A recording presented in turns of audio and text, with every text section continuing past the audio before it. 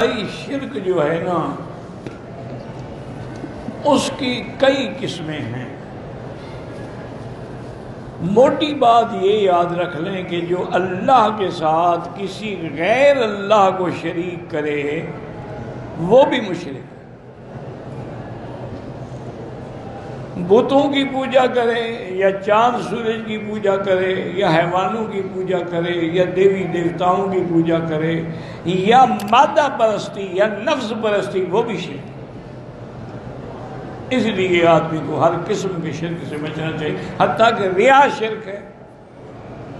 حضور نے فرمایا کہ اگر وہ نماز اس لیے پڑھ رہا ہے لوگ دیکھیں گے یار مولوی صاحب تو بڑے عابد زاہد آدمی ہیں، تو یہ بھی شرک ہے۔ یہ شرک خفی ہے، شرک جلی بھی ہے اور شرک خفی بھی ہے، اور اس کے کئی انواع ہیں۔ اس لیے ہر شرک سے توبہ کیا کرو۔ کہتے ہیں جی کہ ہمارے ہاں دیہات میں لوگوں کو جنازے کی دعا چونکہ نہیں آتی ہے تو اس لیے وہ جنازے کے بعد دعا مانگتے ہیں۔ وہ جو مولوی دعا منگواتے ہیں اس کو بھی نہیں آتی جنازے کی دعا، کیا بہانے بناتے ہیں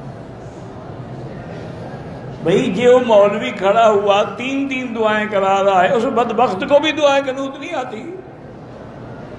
جھوٹ ہے، ایک بدعت ہے، بہانے بنانے کا کیا فائدہ ہے؟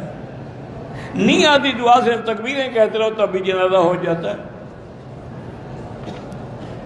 خاندانی منصوبہ بندی والوں کو اگر ہم مکان کرائے پہ دیں، میرا بھائی بات یہ ہے کہ کرائے پہ دینا تو بینک ہو یا منصوبہ جائز ہے، افضل یہ ہے کہ نہ دو، چونکہ ایک قسم کا یہ بھی تو تعاون ہے نا، اور اللہ کا ہمیں حکم ہے کہ تعاونوا علی البر والتقوی ولا تعاونوا علی الاثم والعدوان۔ کئی دفعہ دل میں وسوسہ آتا ہے کہ اگر میرا یہ کام نہ ہوا تو بیوی کو طلاق ہو جائے گی۔ کام تمہارا نہ ہو، طلاق بیوی کو دو۔ تمہارے جیسا بھی کوئی بے وقوف ہے؟ وہ بدبخت یا تو وہ کام نہ کرے نا، پھر تو کوئی بات ہے، سوچو بھی صحیح۔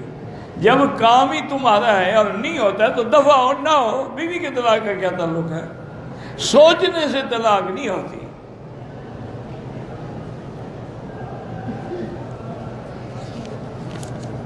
سوچتے رہو کہ میں کھانا کھا رہا ہوں تو بھوک مٹ جائے گی، سوچنے سے کچھ نہیں ہوتا۔ لیکن بری سوچ بھی نہیں ہونی چاہیے۔ میرا بیٹا 8 سال کی عمر میں فوت ہو گئے، اللہ پاک کو آپ کی شفاعت کا ذریعہ بنائیں گے۔ جو چھوٹے بچے فوت ہوتے ہیں نا، وہ ماں باپ کی جنت کا ذریعہ بن جاتے ہیں، اس میں غم کی کیا ضرورت ہے؟